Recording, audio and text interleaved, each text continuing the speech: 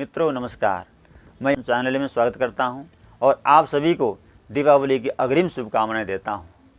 मित्रों, आप सभी ने पूछा है कि दीपावली का पूजन कब करना चाहिए। इस बार ये मतलब जो दीपावली और छोटी दीपावली एक साथ कैसे पड़ गई, तो मैं आपको बताना चाहता हूँ। ज्योतिष शास्त्र के अनुसार कार्तिक कृष्ण अमावस्या प्रदोष काल व्यापनी के समय में दीपावली का पूजन करने की शास्त्र की आज्ञा है।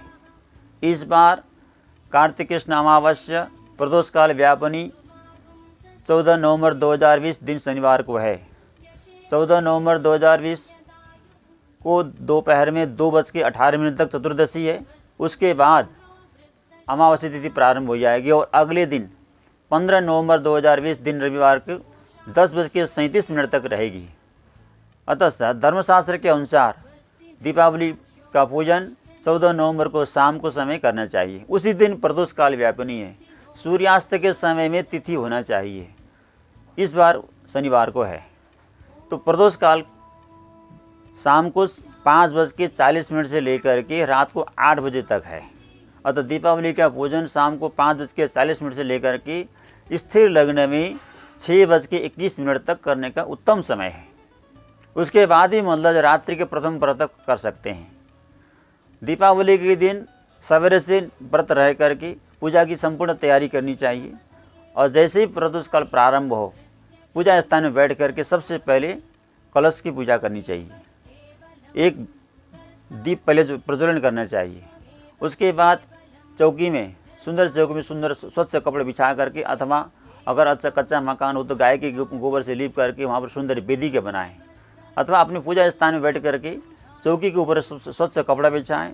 लक्ष्मी जी, गणेश जी, कुबेर भगवान, इंद्र भगवान की तस्वीरों को, मूर्तियों को सामने रखें और दीप प्रज्वलन करके फूल लेकर के हाथ जोड़ें।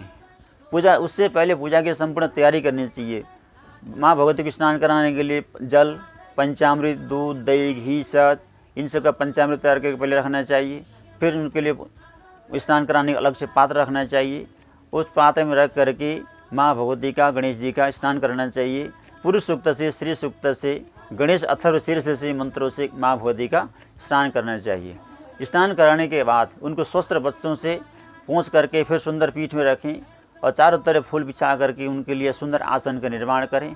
वहाँ महालक्ष्मी जी को रखें।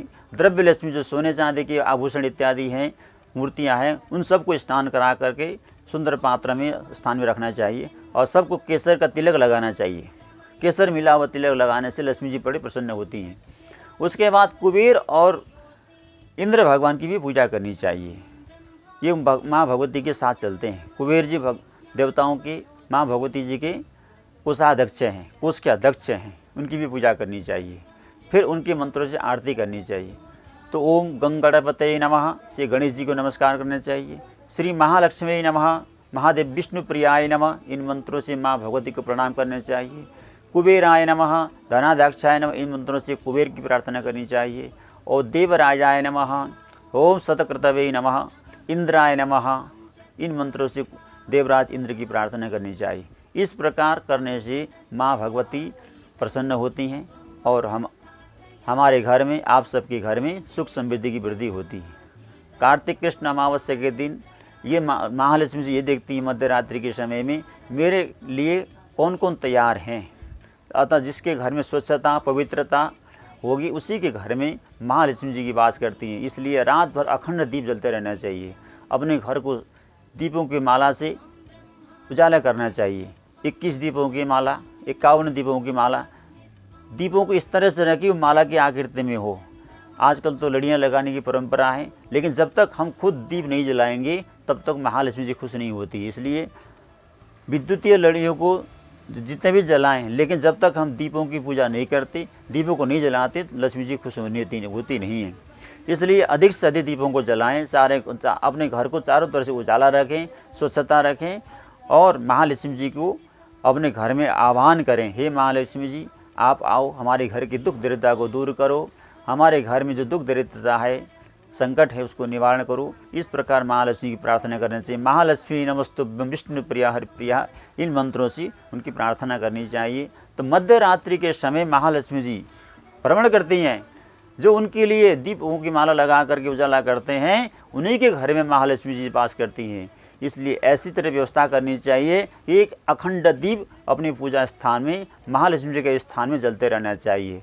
और जब रात्रि का अंतिम प्रहर हो, अगले दिन मध्य रात्रि के बाद अंतिम प्रहर हो, तो उस समय मतलब घर की जो गंदगी है दूर करने के लिए, दरिद्रता को दूर करने के लिए झाड़ू लगाने, सूर्योदय से पहले पहले ही ब्रह्म मुहूर्त में झाड़ू लगाना चाहिए और झाड़ू को चुपचाप छुपा देना चाहिए। इस तरह से घर की दरिद्रता दूर हो जाती है और घर में सुख संपत्ति बनी रहती है।